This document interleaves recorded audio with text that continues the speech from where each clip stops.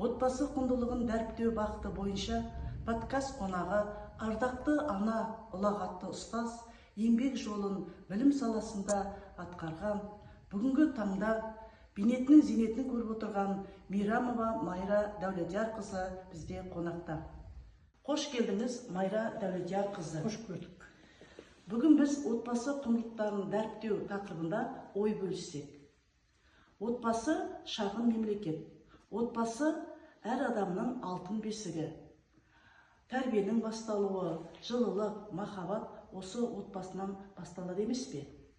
Майра Дәулетиярқызы, осы отбасы тәрбиесінің рөлі туралы не айтар едіңіз? Отбасы адам тәрбиесіндегі маңызды құрал.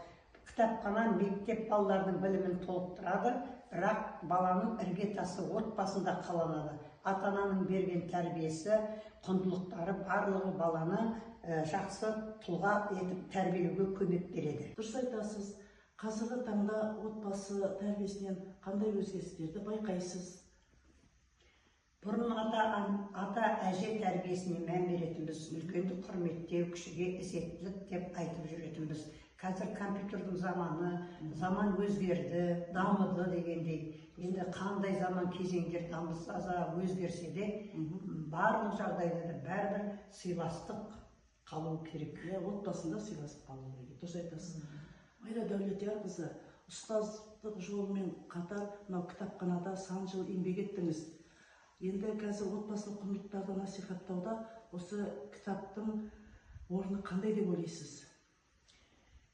Кітап рухани қазына, отбасы болып, кітапты бірге оқыса балалармен, оны талдаса, үлкен тәрбие мектебі болар еді. Сонымен қатар қазақтың жазушыларының кітаптарын, абайтануды оқыса балалар, осылардың барлығынан өздерінің бойына жақсы қасиеттерді сіңіріп алады.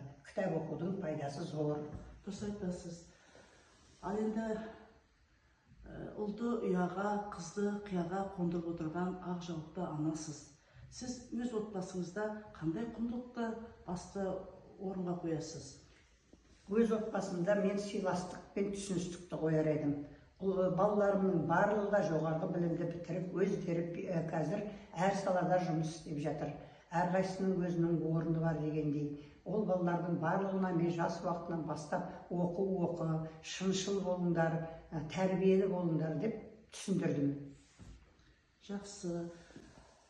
Қазір қоғамда жас отбасыларға қандай ақыл кеңес берер едіңіз? Енді қазіргі қоғамда жас отбасыларына бір-біріне мейірімді болсын деймін, бір-бірін тыңдаса, төзімді болса, жас отбасылар балаларын жақсылап қараса, сабыр сақтап, біріне-бірі төзімді болса, бірін-бірі сыйласа деп айтамын қазір. Сонымен қатар рухани байлыққа көбірек көңіл бөлсе деймін. Дұрыс айтасыз. Ұстаз ретінде шәкірт пен ата-ана арасында қандай байланыс бар? Маңызды ма осындай байланыс? Өте маңызды. Ұстаз бен шәкірттің арасы бір-бірімен байланыста болу керек. Ұстаз бен шәкірт арасы, ұстаз бен ата-ана байланыста болу керек. Ұстаз бен ата-ана байланыста болып, баланы бір тұлғада тәрбиелейді, екеуі байланыста болу керек. Сонымен қатар, Майра Дәулетиярқызы, отбасы құндылығын сақтау үшін қоғам не істеу керек деп ойлайсыз? Ұлттық дәстүрлерді дәріптеуіміз керек, ұлттық дәстүрлерді ұмытпауымыз керек. Ұрпақ елдің болашағы, сондықтан да отбасы құндылықтарды барлығымыз дәріптеуіміз керек. Майра Дәулетиярқызы, бүгін біз отбасылық құндылықты дәріптеу бағыты бойынша сұхбат жүргіздік. Біздің мектебімізде ұлағатты ұстаз, ардақты ана, сан жылдан бері мектеп басшысы болған Шабал Бейсенбековнаның музейінде отырмыз. Бұл Шабал Бейсенбековнаның музейі тұнып тұрған құндылық, тарих. Сондықтан біз Шабал Бейсенбековнаның әрбір айтқан сөзі, әрбір ісі, үлгі, өнеге біздерге, жастарға.